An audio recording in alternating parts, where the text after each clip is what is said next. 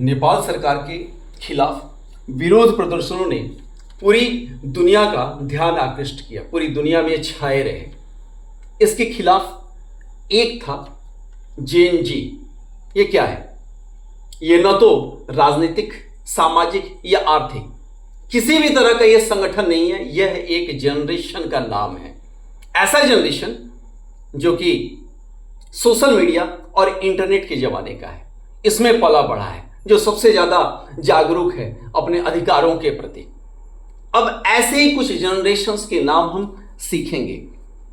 इस particular generation जिसकी मैं चर्चा कर रहा था, जेन-जी या जेन-जेड जिसको आप कह रहे हैं, इसने तख्ता पलट दिया, वहां की सत्ता हटा दी। यह इतना जागरूक जनरेशन है। अब अन्य जनरेशंस के बारे में हम सीखेंगे। तो पहला है ग्रेटेस्ट जनरेशन, जो 1901 से लेके 1927 के बीच में जो लोग इस बीच में पैदा हुए हैं, वो सभी इस जनरेशन के अंतर्गत आते हैं। एक ऐसी पीढ़ी जिसने सबसे ज्यादा संघर्षों और बीमारियों का सामना किया। दूसरा है साइलेंट जनरेशन, 1928 से लेकर 45 के बीच में जितने भी लोग पैदा हुए उस जनरेशन के अंतर्गत आते हैं, जिन्होंने द्वितीय विश्व युद्ध और दास्ता को झेला और डर से बिना विरोध के चुपचाप सहते रह गए। बेबी बूमर्स, जीवन को परिवर्तित करने वाली बहुत सारी तकनीकें आई इनके समय में। 1946 से 64 के बीच में, 64 के बीच में जितने लोग इस समय तक पैदा हुए वो इस जनरेशन के अंतर्गत आते हैं।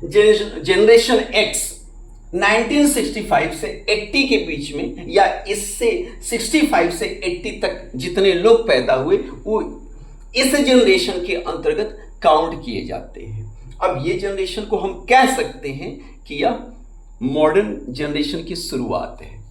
और मिलेनियल्स, सबसे ज्यादा परिवर्तनों का सामना किया इन्होंने और सीखा। 1981 से 1996 तक पैदा हुए लोग इस जनरेशन के अंतर्गत आते हैं। जनरेशन जेड, जेन-जी जो कि अभी प्रचलन में है, चल रहा है।